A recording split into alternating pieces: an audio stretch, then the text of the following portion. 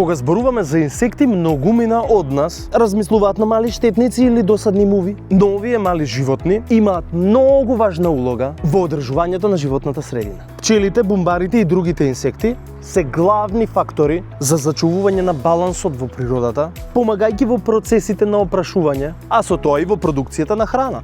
Може би не знаеме дека не сите растенија зависат од пчелите за размножување. Например, многу житни култури како пченицата се опрашуваат преку ветар, но она што навистина е важно е разновидноста која ја носат инсектите. Опрашувачи не се само пчелите, туку се и другите инсекти како бумбарите, мувите, заедно со ветерот и сите тие заедно го формираат овој природен механизам. Кога овие мали херои исчезнуваат, покрај тоа што страдаат растенијата, страда и целиот екосистем. Замислете си свет без пчели. Ќе нема повеќе овошје, зеленчук и многу други растенија кои ги знаеме. Природата ќе биде осиромашена, а земјоделците кои пак зависат од опрашувањето, за својот род ќе се соочат со големи проблеми. Тоа ќе доведе до економски колапс во земјоделството и ќе се создаде нестабилност во снабдувањето на храна. Како резултат, многу луѓе ќе ги изгубат работните места, а квалитетот на животот ќе биде нарушен.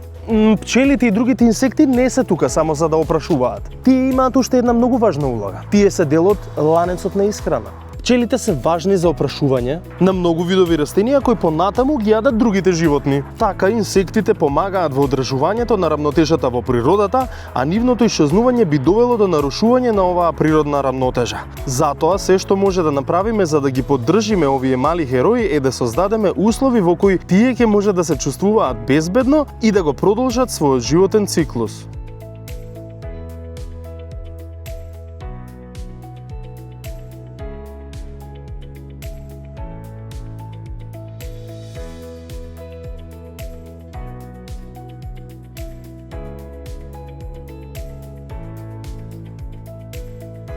Во основа ќе изградиме мала структура со празнина за инсекти.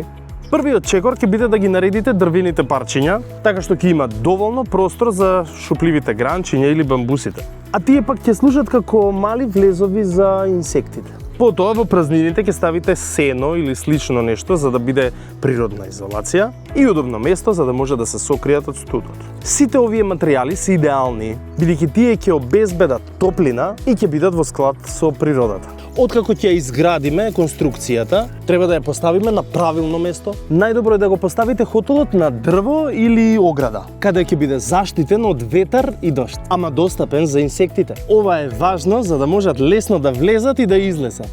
Не заборавајте, секоја градина или двор може да има свој мини хотел што ќе го поддржи животниот циклус на инсектите и ќе ја збогати природната разноликост. Запомнете, создавањето на овие мали домови е инвестиција во иднината на нашата планета. Колку повеќе вакви хотели поставиме, толку повеќе ќе помогнеме во зачувување на природата.